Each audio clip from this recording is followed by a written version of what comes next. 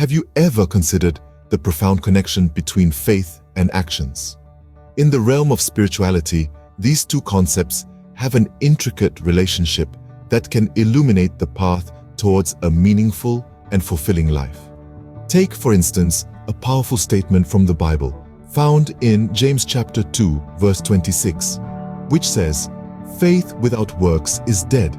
This intriguing proclamation invites us to delve deeper into the symbiosis of faith and actions. It's easy to claim faith, to say we believe in a higher power or a set of spiritual principles. But the true test of faith lies not in words or thoughts, but in actions. The Apostle James emphasizes that a person's faith is visible through their deeds. Those who truly believe are recognized by the fruits of their actions. This is where the law of love, as emphasized by Jesus, comes into play. It serves as a fundamental basis for Christians to perform good deeds. Love inspires action, and action in turn strengthens faith. Jesus further emphasizes this in Matthew chapter 5, verse 46, when he challenges his followers by saying, "If you love those who love you, what reward will you get? Aren't even the tax collectors doing that?"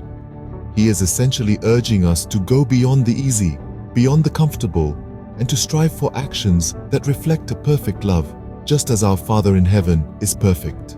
Yet in this pursuit of faith and action, we must also confront the concept of sin, a crucial topic within Christian soteriology. Sin, or acts that go against divine law, can create barriers in our relationship with the divine. While good deeds are expressions of faith, we are also prone to fall into sin due to our human nature. James further elaborates on this in his first chapter, verses 13 to 14, saying, "When tempted, no one should say, 'God is tempting me.' For God cannot be tempted by evil, nor does he tempt anyone. But each person is tempted when they are dragged away by their own evil desire and enticed." Sin, therefore, is a result of our own desires and actions, and it can lead to spiritual death. Lastly, James provides wisdom about hypocrisy in action in chapter 1, verses 25 to 27. He warns against self-deception and emphasizes the importance of pure worship, which includes looking after orphans and widows in their distress and keeping oneself from being polluted by the world. To summarize, faith and actions are intrinsically linked. Faith inspires actions, and actions validate faith. The law of love serves as a guiding principle for actions, while sin is a barrier we must consciously avoid.